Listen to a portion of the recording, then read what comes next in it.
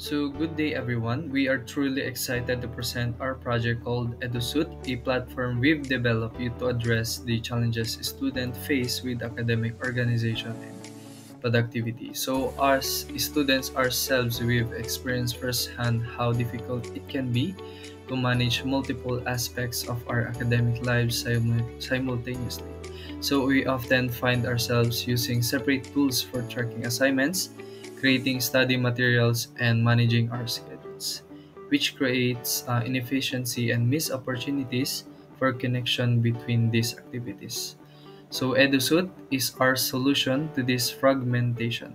So it's an integrated platform that combines several essential academic tools in one cohesive system. So the application centers around four core functionalities that work together seamlessly. So first is there's our study streak system that promotes consistent learning habits by tracking daily study session and providing academic achievement milestones. So this feature applies proven motivational techniques to help maintain regular study routines. So second is we develop a comprehensive task management system that helps prioritize assignments with track completion rates and with clear visual indicators of progress. So sa task manager feature namin, meron din siyang priorities like gaano ka-urgent yung gagawin mong task and then yun. Pwede mo rin siyang i-mark as in progress, pwede mo rin siyang i-mark as completed para makita mo or makita mo yung overview kung ano yung mga activities or mga tasks na tapos mo. So moving on, third our flashcard. Also, third feature namin is flashcard system. So this is integrated with Gemini.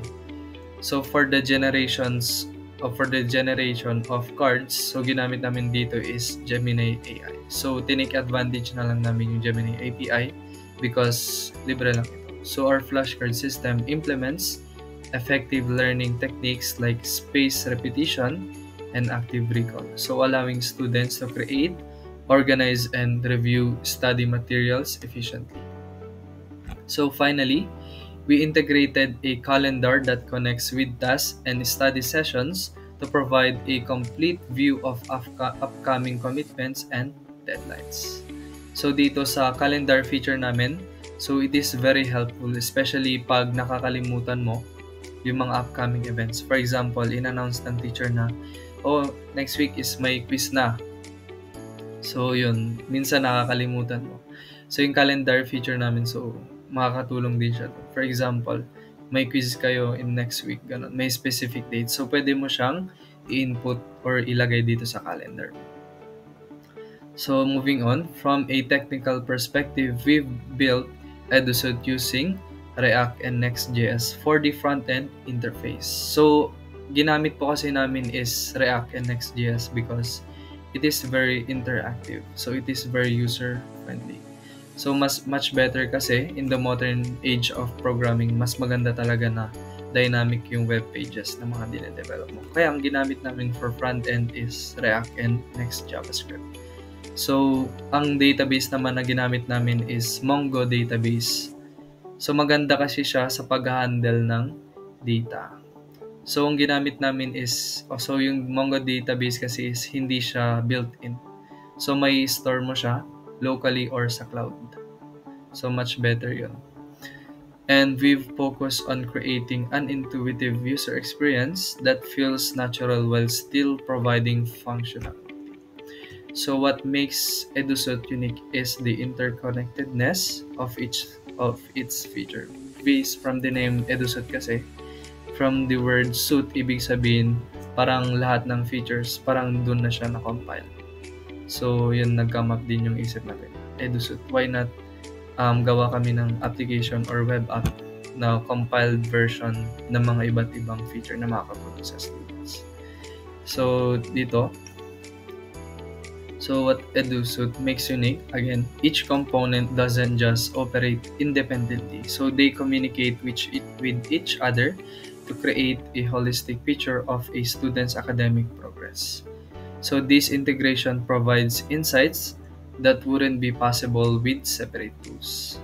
So ngayon, let's walk through naman sa code base na dinevelop namin. And sa Mongo database na sinasabi ko. You can see guys, ito po yung project folder ng web app natin na Redusoon. So kung makikita nyo dito, mainly JavaScript siya. So definitely, yung backend na ginamit namin dito for framework is Node.js. And then yung framework naman na ginamit namin for API calls sa pag-connect kay React ay sa frontend and sa backend na Node.js, ang ginamit namin na framework is Next.js. So sa frontend naman, as you can see here, meron tayong Tailwind. So in-integrate din namin or kinonnect din namin yung Tailwind sa aming React. So para mas maging dynamic or interactive yung front-end pages namin, is gumamit kami ng Tailwind. So ngayon, magbigay tayo ng brief explanation per directory and subdirectory. Actually, hindi ko siya ma-explain lahat kasi sobrang daming pages and subdirectories, pero magpapahapyawan ko na lang siya. So mag-start tayo sa backend. So sa backend, itong source app and then yung API dito, this directory contains all serverless API endpoints. So each subdirectory handles specific functionalities. Like meron tayo dito, may task tayo, yung functionalities ng task, yung functionality ng flashcards, and then yung study streak. So this routes processes requests. And nakikipag-interact ito sa ating database models which are located here. So ngayon, explain ko naman ano yung use na itong database model na to. So our model directory defines how data is structured and access files like study streak, yung kanina yung nakikita natin sa API calls, yung task, and yung flashcard. So these contain both the data schema and the database access functions. So tingnan natin, for example dito, andito yung schema niya, yung table niya, as you can see, dito mo siya ma-update. So ito po yung format niya kung saan pag nag-input yung user, masisave siya dito sa MongoDB with the correct schema format. So ito yung isang example po. Ayan. So next is sa components. Let's move on with our front-end pages. So dito po located yung UI components. So this contains all our React components organized by feature. So the dashboard folder has widgets like study streak widgets. So tingnan natin ito. Study streak widgets. And then yung calendar meron din dyan. And then it contains flashcard study interface. So these are reusable components that handle visual representation and interaction. So source hooks. So let's move on naman dito sa hooks. So our custom hooks manage data fetching and state. So each hook like use study time, as you can see here, or the use task TS. It provides clean interface for components to access data without worrying about the implementation details. So they handle API calls, loading states, and data transformation. So keeping our components focused on presentation. And then source app. So ano naman yung purpose nito? So this directory contains our page routes and layout. So the dashboard subdirectory has the main dashboard. So makikita nyo yan. Dashboard, page and feature specific pages like tasks and flashcards. So under dito sa dashboard, makikita natin yung pages ng flashcards. And now, let's move on naman dito sa view. So,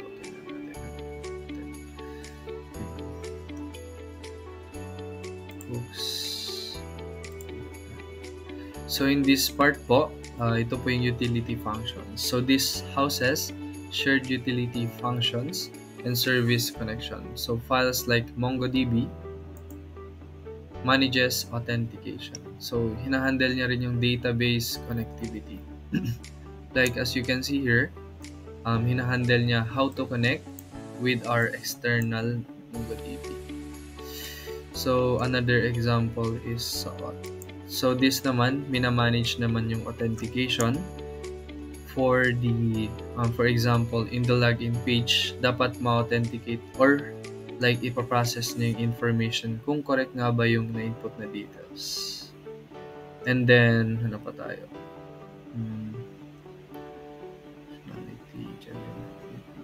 So, Gemini API. So, Gemini API, dito naman, pinaprovide naman nito yung AI functionality. So, as you can see, yung whole back-end ng Gemini API natin, kung paano niya i-prompt or i-parse yung iba't ibang contents na in-upload ng user is nandito siya. So, identification. So, ipaprompt niya ito. For example, ito. Ipaprompt niya yung AI. So, magbibigay ka ngayon ng gantong format. So, magre-return siya as a JSON format. So, yun lang kasi yung applicable dito sa web app ito. And then, yun na po. Yun na po lahat. And then, ito nga po pala yung database, external database namin, yung MongoDB. So, dito po siya nasa-save per folder. So, yung kaninang pinakita kong database model schema, so yung format niya is masisave as yung format dito sa page. So, example yun. Ito po. So, and now, na-explain ko naman na yung core functionalities ng web app namin. Now, testing natin. So, first, ang pinakaunang page na magpa-pop up dito is yung landing page. So, as you can see, our web page is very dynamic. So, may iba't iba siyang animation. May loading animation siya.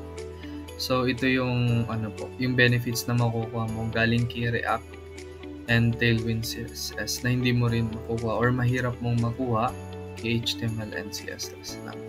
So, as you can see here, the design is very interactive. So, per page is interactive po talaga siya. So, minax out talaga namin yung details dito sa landing page. So, sa landing page, ulit. Dito po yung title namin and then yung logo namin, simple logo lang. And then yung header namin nandito and then seamlessly manage create cards, blah, blah, blah.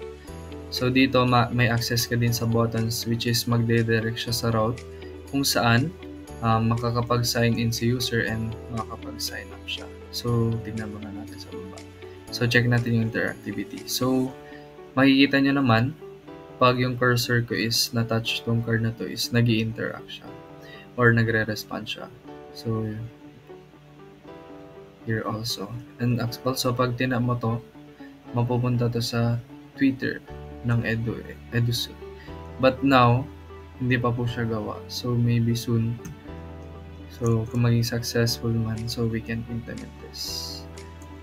So, ngayon, paano natin masisimulan? Of course, we need to sign up. Tayo lang po natin. So, mabagal po kasi siya mag-load kasi live server nga po siya. Nakaran siya sa localhost and kinukuha niya po yung iba't ibang UI sa mga pinagawa na natin ng web pages. So, in-access niya kasi yung storage, like yung icons, may pinagkukuhanan siya ng website. And dito, create account. So, i-testing natin. Kung may magpapakita ba ito sa MongoDB natin. So, for example, full name. Or Patrick Corpus na lang. Patrick and Corpus. And then, email address. For example, ito. And then, password. So, dito, may validation din or may extra authentication about ito. So, yung password mo is may requirements. So, as you can see, dapat yung password mo is at least 8 characters, lowercase, may uppercase number, and special character. So, testing natin. May indicator din siya kung nami-meet mo yung requirements. So, special character, mag-apply na. So, what if may isang mali? Hindi mo nasunod yung requirements na mangyayari. Tayo lang natin. So, magpapakita itong indication na password must be 8 characters. So, may validation siya. Hanapin natin. So, create call. So, after done ka na, tap mo na lang yung game. So, as you can see, it is very interactive. So, every button na pipindutin mo is magre-react talaga siya. So, try naman natin ngayon i-login. So, for example din, mali yung email mo, may extra step din there. So, magna-notif siya dito na you have to register your email or mali yung email na na-input mo. Ayan. And then, what if mali naman yung password? Password is incorrect. So, the security of our authentication is very good. As I've said kanina. So, what if nakalimutan mo yung password? So, of course, pupunta tayo dito sa forgot password. Forgot your password rather. Wait lang po natin. Medyo matagal. Ayan. Tapos, kung anong email na pinag-createan mo, tapos nakalimutan mo yung password na yun. Tapos, tatap nyo lang tong reset link. Ayan, after ma-send yan, hintayin nyo na lang yung notification and then may form na may magpapakita kapag. And then, may timer din siya. Katulad ng ipinakita ko kanina, may reset timer. Parang may limit siya. So, kumbaga, 5 minutes ata yung sinet ko. So, 5 minutes dapat na input mo na or na-validate mo na talaga na ikaw yung taong yun, yung nakakalimot ng password. So, dapat i-verify mo to sa email. And then, let's proceed sa sign in. So, after signing in, so, may dadirect na to sa dashboard. So, dito sa dashboard, i-welcome ka ng app natin. So, hindi ko po ito napalitan since naka-default na po siya. So, kung balikan po ito ng user, papakita rin po. Welcome back, Patrick. And then dito, as you can see, yung time is live din siya. And as you can see here. So, pwede na po ako ngayon nag-video. So, here, we have sidebar. And then, dito is yung page or yung React page ng ating dashboard. So, check naman natin ngayon sa MongoDB kung na-save nga ba yung account natin. So, check natin. Wait lang po. Ang hirap i-open. Ayun. So, as you can see, refresh po natin. Ayun po. So, as you can see, na-input na po yung user natin dito. Ito yung reset token niya. Like yung pinakita ko sa inyo. And then dito, you can also upload your profile picture. So, for example, ito ako narilog na lang. Ay, masisave ngayon siya sa database. Check natin dito. Located siya dito po. Sa models. Where is the models? Napakarami pa ng page. Models and then yung users. So, dito po siya masasave. Sa profile image.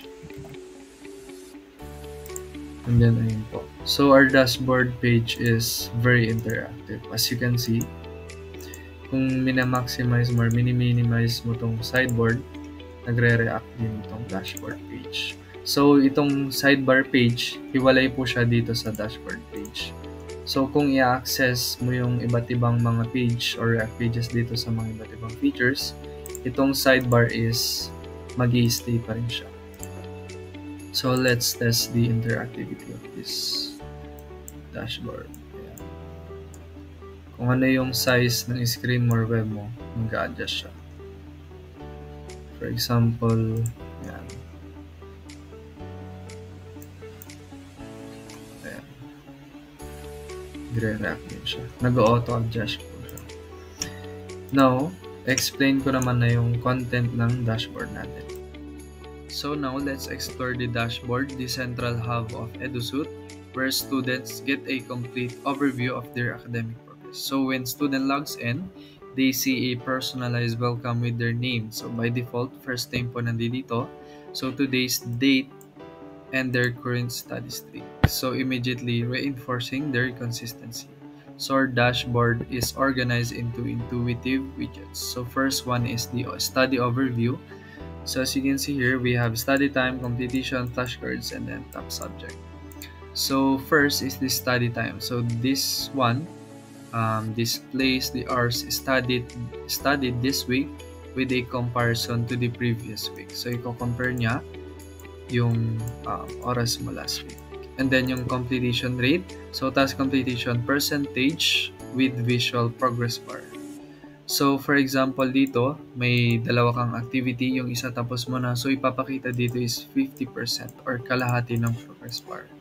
Again, our design is very interactive. So flashcards.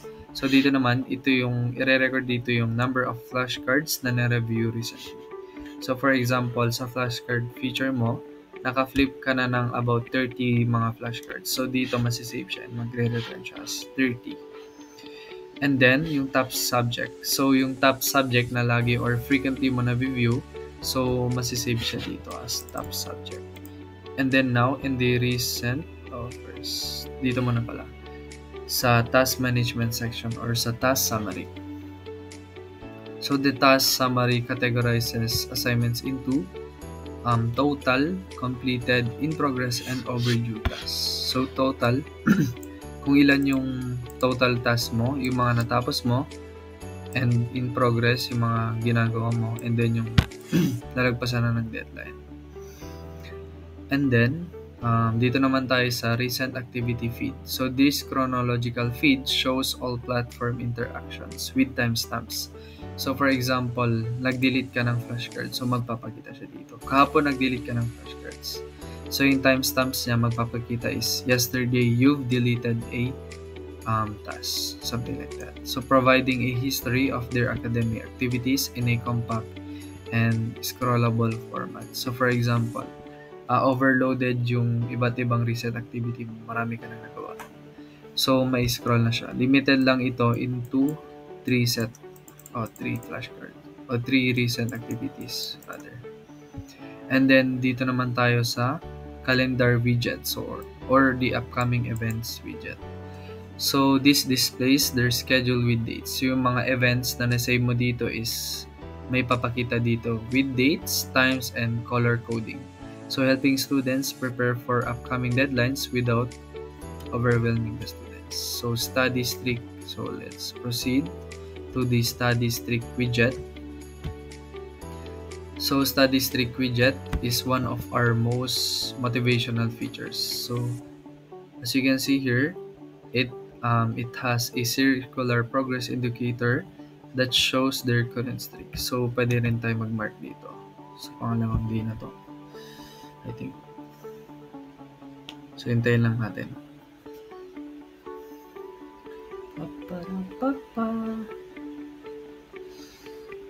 So, habang hinihintay natin, explain ko isa-isa. So, customizable tong weekly study goals. Hintayin natin, i-load siya. Ayun, mark na siya. So, pwede mo rin i-adjust. So, for example, yung 4 days lang. 4 days a week. So, pwede rin yun. So, automatically nag-adjust siya. And last is yung study tip widget.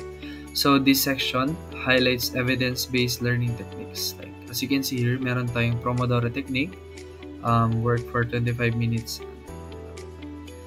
So, ngayon, what makes this dashboard powerful? So, it is the interconnectedness. So, the actions in one area update information across the entire dashboard. So, kada interact mo dito sa mga features, so na-update siya dito sa dashboard. So, creating a comprehensive real-time picture of academic progress. So, we've used consistent color coding and subtle animations to create an intuitive experience that highlights what matters most. So now, let's proceed naman na sa tasks, which are explained by my teammate. So, good morning po. Ako po si Hero James B. Miligrito, ang member po ng group namin. And dito ko po itutuloy yung patungkol sa task feature ng aming system. So, yung task po namin, pwede po siyang mahanap po dito sa may dashboard or pwede po dito sa may tasks. Pero sa may dashboard po, dito po nakalagay yung mga task summary. So, first, pag-aaralan po natin o titignan po natin kung paano po mag-add ng task. So, pipindutin po natin itong add new task button. And dito po natin makikita yung mga task na naka-manage po or naka-organize. Then, para mag-add po ng task, pindutin po natin dito sa may add task button. So, ito po, lalabas po yung ganito. Then, ano po yung title ng task na gagawin po natin. So, for example, is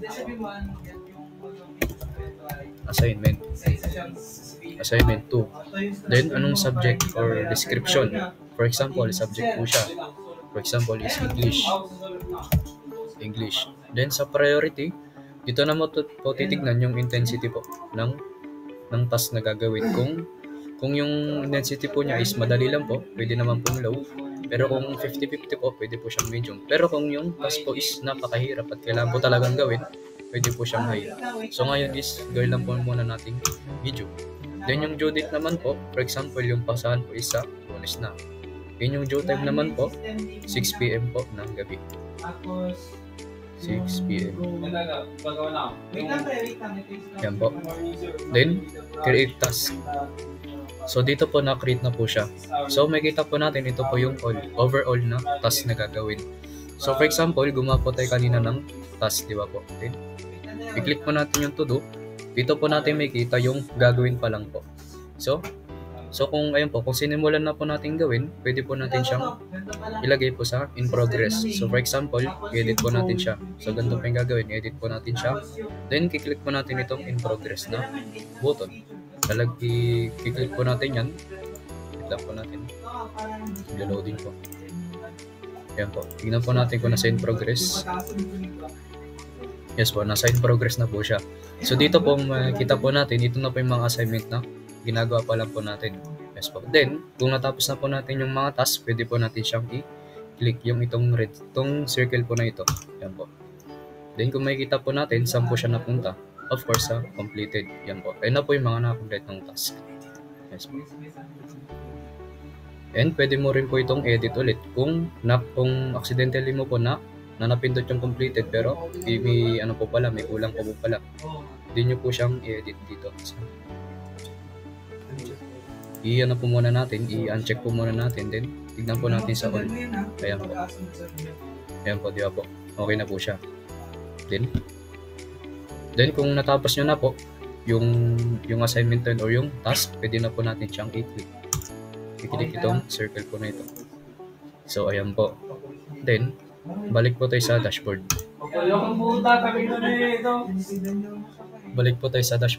Then dito po natin makita yung overall summary ng task summary.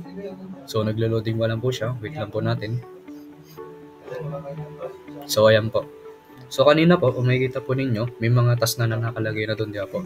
Then yung total task na nakalagay po doon is 5. And yung mga completed na po is 3. And yung in progress is 1. And yung overdue, ito po yung mga umabot na po ng due date pero hindi pa po nagagawa, pero wala namang po tayo nagawang ganun din. Then ito naman po yung mga recent activity na ginawa po natin na nakalagay po dito sa task summary. Ito po yung database po niya. So hello po, and I am Noli M. Kawilan Jr. and ngayon i-present ko po yung feature namin na calendar dito. Calendar feature, ayan po.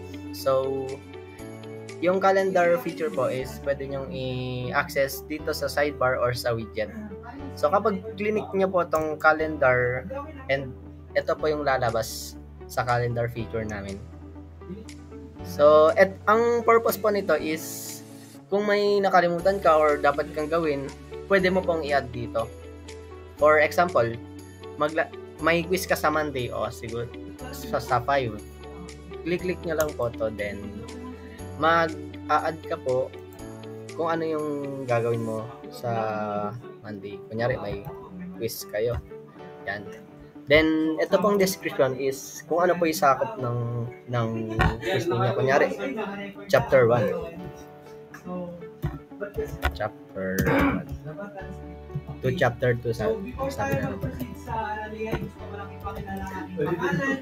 Then ito na po yung clinic nyo pong date, ito na po yun. Then ito yung time kung anong oras pa mag-uumpisa yung quiz ninyo. kunyari, magse-set po kayo ng 1 p.m. 1 p.m. Let's say 1 p.m. Then yan po, magse-set na po siya. Then yung location po is syempre sa school na po ninyo, kunyari Isabela. Before tayo mag-proceed sa aming system ng pangalan ng AI, so State. we have to create an account first. So dito, it requires full name, University. email address, Is, course of ayan. study.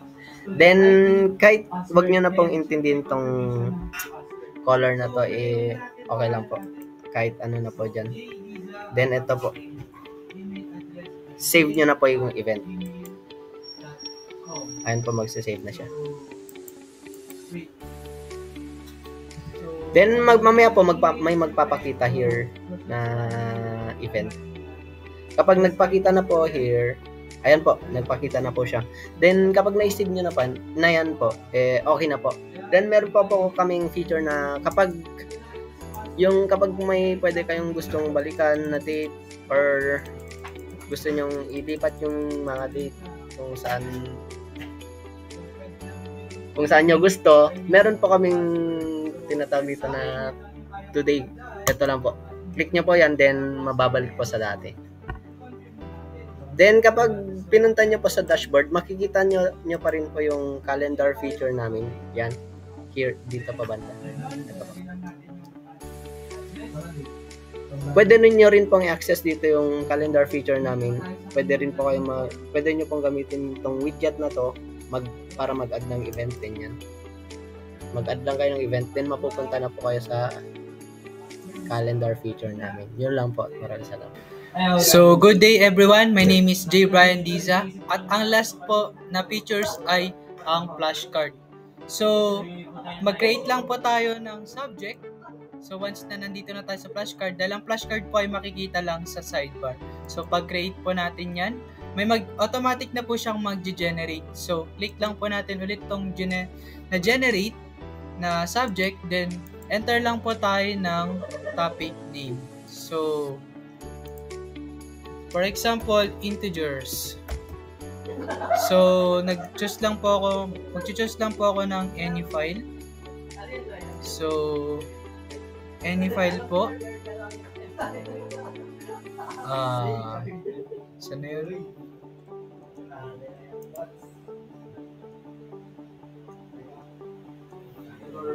For example, IT app dev. So, palitan na lang po natin siya.